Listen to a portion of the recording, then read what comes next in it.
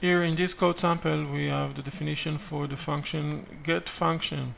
GetFunction is a function that when we invoke it we should pass over a string. It can be the plus sign or the minus sign. Now the returned value of a getFunction is of the function type described over here. The returned value should be a reference for an object that represents a function with two parameters of the type int and a returned value of the type int as well. Now over here you can see a closure expression.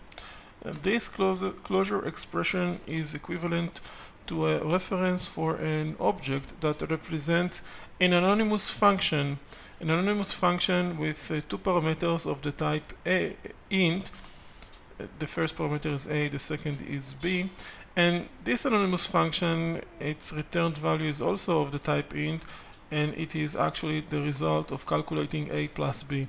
Similarly, here the returned value is also a closure expression, which is actually a reference for an object that represents an anonymous function with two parameters of the type int and a returned value of the type int, which is actually the result of this calculation. Now if we execute this code, f is assigned with a reference for an object that represents an anonymous function with two parameters of the type int, an anonymous function that once invoked, its returned value is the sum of the two values we pass over.